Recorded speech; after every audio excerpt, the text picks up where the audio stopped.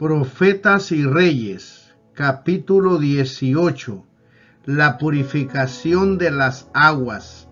En los tiempos patriarcales, el valle del Jordán era de riego, como el huerto de Jehová.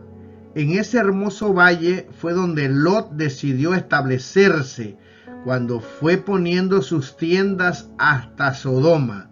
Génesis capítulo 13, versículo 10 y versículo 12. Pero al ser destruidas las ciudades de la llanura, la región en derredor se transformó en un desierto desolado y llegó a formar parte del desierto de Judea. Subsistió una parte del hermoso valle con sus manantiales y arroyos vivificantes para alegrar el corazón del hombre. En ese valle, rico en campo de cereales y vergeles de palmeras y otros frutales, las huestes de Israel habían acampado después de cruzar el Jordán y habían gozado por primera vez de los frutos de la tierra prometida. Delante de sí tenían las murallas de la fortaleza pagana de Jericó, centro del culto de Astarte, la más vil y degradante de todas las formas cananeas de la idolatría. Pronto fueron derribadas sus murallas y muertos sus habitantes, y en ocasión de su caída se hizo en presencia de todo Israel esta solemne declaración: maldito delante de Jehová el hombre que se levantare y reedificar esta ciudad de Jericó. En su primogénito eche sus cimientos, y en su menor asiente sus puertas. Josué capítulo 6, versículo 26. Transcurrieron 5 siglos. El lugar seguía desolado y maldecido por Dios. Aún los manantiales que habían hecho tan deseable la residencia en esa parte del valle sufrieron los efectos de la maldición. Pero en los tiempos de la apostasía de Acab, cuando el culto de Astarte revivió por influencia de Jezabel, Jericó, antigua sede de ese culto, fue reedificada, si bien a un costo espantoso para quien lo hizo. Y él, de Betel, en Abiram su primogénito, echó el simiente, y en Segub su hijo postrero puso sus puertas conforme a la palabra de Jehová.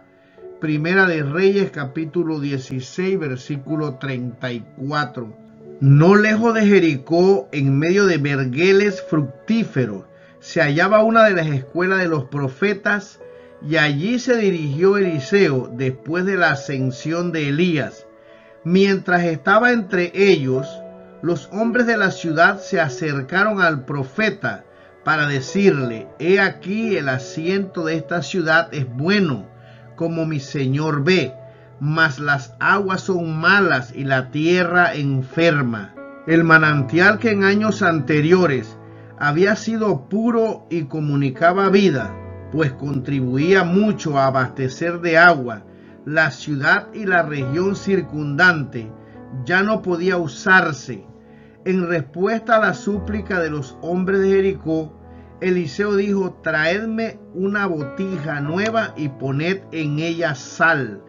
Habiendo recibido esto, salió él a los manaderos de las aguas, echó dentro la sal y dijo: así ha dicho Jehová, yo sané estas aguas, y no habrá más en ellas muerte ni enfermedad. Segunda de Reyes capítulo 2, versículo 19 al 21. La purificación de las aguas de Jericó se realizó no por sabiduría humana, sino por la intervención milagrosa de Dios. Los que habían reedificado la ciudad no merecían el favor del cielo, y sin embargo el que hace que su sol salga sobre malos y buenos, y llueve sobre justos e injustos, Mateo 5, versículo 45, consideró propio revelar en este caso, mediante ese acto de compasión, su buena disposición para curar a Israel de sus enfermedades espirituales. La purificación fue permanente y fueron sanas las aguas hasta hoy, conforme a la palabra que habló Eliseo. Segunda de Reyes capítulo 2, versículo 22. Siglo tras siglo, las aguas han seguido fluyendo para hacer de esa parte del valle un bello oasis. Muchas son las lecciones espirituales que se desprenden de este relato de la purificación de las aguas, la botija nueva, la sal, el manantial.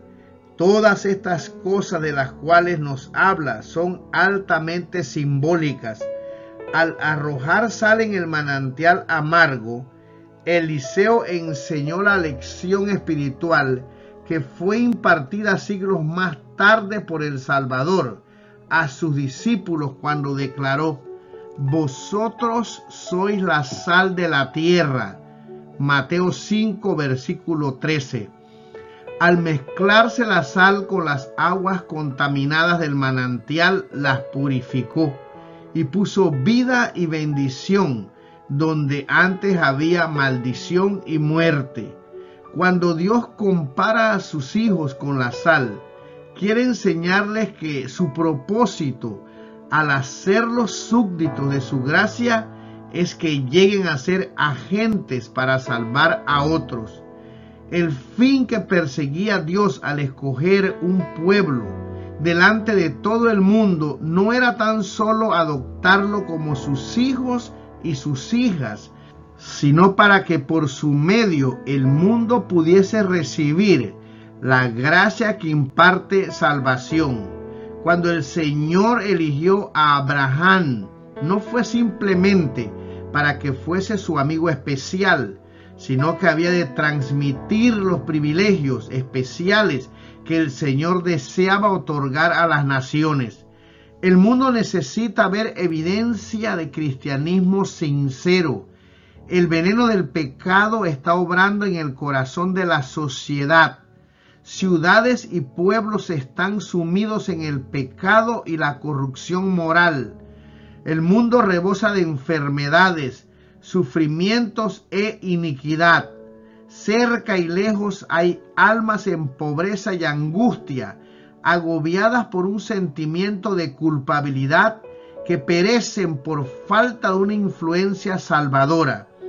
El evangelio de verdad les es presentado y sin embargo perecen debido a que el ejemplo de aquellos que debieran ser un sabor de vida es un sabor de muerte.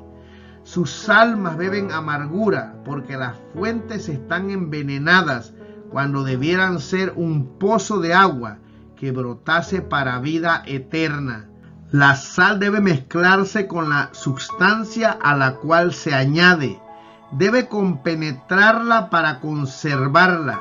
Así también es por el trato personal, como los hombres son alcanzados por el poder salvador del Evangelio. No se salvan como muchedumbres, sino individualmente. La influencia personal es un poder. Debe obrar con la influencia de Cristo, elevar donde Cristo eleva, impartir los principios correctos y detener el progreso de la corrupción del mundo. Debe difundir la gracia que únicamente Cristo puede impartir. Debe elevar y endulzar la vida y el carácter de los demás por el poder de un ejemplo puro unido con una fe y un amor fervientes. Acerca del manantial hasta entonces contaminado que había en Jericó, el Señor declaró: yo sané estas aguas y no habrá más en ellas muerte ni enfermedad. El arroyo contaminado representa el alma que está separada de Dios. El pecado no solamente nos separa de Dios, sino que destruye en el alma humana tanto el deseo como la capacidad de conocerle. Por medio del pecado queda desordenado todo el organismo humano. La mente se pervierte, la imaginación se corrompe, las facultades del alma se degradan. Hay en el corazón ausencia de religión pura y santidad. El poder convertidor de Dios no obró para transformar el carácter. El alma queda débil y por falta de fuerza moral para vencer, se contamina y se degrada. Para el corazón que llega a purificarse, todo cambia. La transformación del carácter es para el mundo el testimonio de que Cristo mora en el creyente. Al sujetar los pensamientos y deseos a la voluntad de Cristo, el Espíritu de Dios produce nueva vida en el hombre y el hombre interior queda renovado a la imagen de Dios. Hombres y mujeres débiles y errantes demuestran al mundo que el poder redentor de la gracia puede desarrollar el carácter deficiente en forma simétrica para hacerle llevar abundantes frutos. El corazón que recibe la palabra de Dios no es un estanque que se evapora, ni es una cisterna rota que pierde su tesoro. Es como el arroyo de las montañas, alimentado por los manantiales inagotables, cuyas aguas frescas y chispeantes saltan de roca en roca, refrigerando a los cansados, sedientos y cargados. Es como un río que fluye constantemente y a medida que avanza se va haciendo más hondo y más ancho hasta que sus aguas vivificantes se extienden por toda la tierra. El arroyo que prosigue su curso cantando deja detrás de sí sus dones de verdor y copiosos frutos. La hierba de sus orillas es de un verde más fresco, los árboles son más frondosos y las flores más abundantes. Mientras la tierra se desnuda y se oscurece bajo el calor que la afecta durante el verano, el curso del río es una raya de verdor en el panorama. Así también sucede con el verdadero Hijo de Dios. La religión de Cristo se revela como principio vivificante, como una energía espiritual viva y activa que lo compenetra todo. Cuando el corazón se abre a la influencia celestial de la verdad y del amor, estos principios vuelven a fluir como arroyos en el desierto y hacen fructificar lo que antes parecía árido y sin vida. Mientras los que han sido purificados y santificados por un conocimiento de la verdad bíblica se dediquen cordialmente a la obra de salvar almas, llegarán a ser un sabor de vida para vida. Y mientras beban diariamente de la fuente inagotable de la gracia y el conocimiento, encontrarán que su propio corazón llega a rebosar del espíritu de su maestro y que por su abnegado ministerio muchos son beneficiados física, mental y espiritualmente. Los cansados quedan refrigerados, los enfermos recobran la salud y encuentran alivio los que estaban cargados de pecado. Aún en países lejanos brotan palabras de agradecimiento de los labios de aquellos cuyos corazones fueron desviados del servicio del pecado a la justicia. Dad y se os dará. Lucas 6, versículo 38. Porque la palabra de Dios es fuente de huertos, pozo de aguas vivas que corren del Líbano. Cantares 4, versículo 15.